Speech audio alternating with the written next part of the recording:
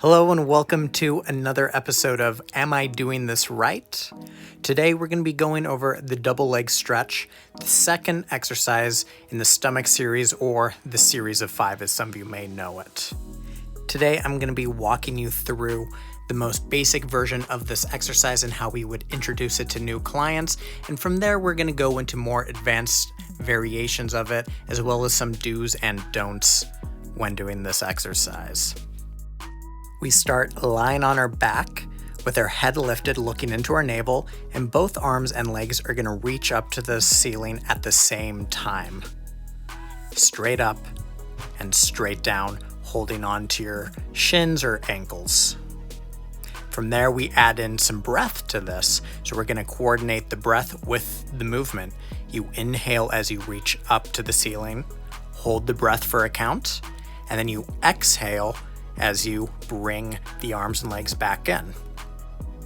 As you get more comfortable with this exercise and stronger, you're going to slowly start to take the arms and legs farther apart from each other, reaching the legs out away from the body and the arms up and over the head behind you.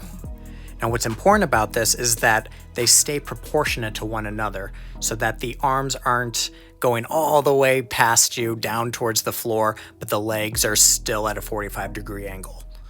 One good way to figure out where your legs should go, what a good level of height is to have the arms down by your side and just start reaching the legs out and in at different heights and keep going lower and lower until you feel your low back start to lift up from the mat. That's a sign you've gone too low to the ground.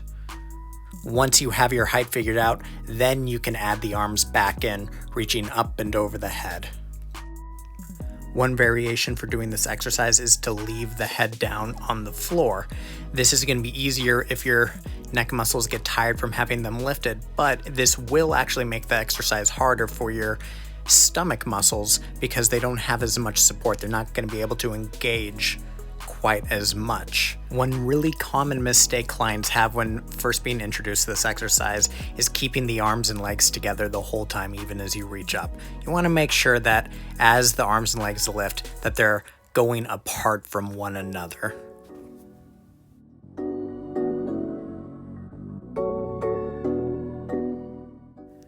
Once you've got a handle on this version of the exercise, you can make it more advanced by coordinating the arms and legs at different points in the exercise. You'll reach out, move the arms out to the side in a T, pass to the hips, and then the legs come in separately.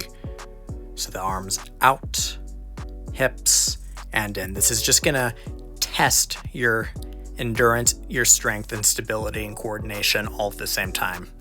Thank you so much for joining me on this episode of Am I Doing This Right? If you enjoyed it, please like the video, comment below, and subscribe to our channel so that we can keep bringing you Pilates content. I'll see you next time on the mat.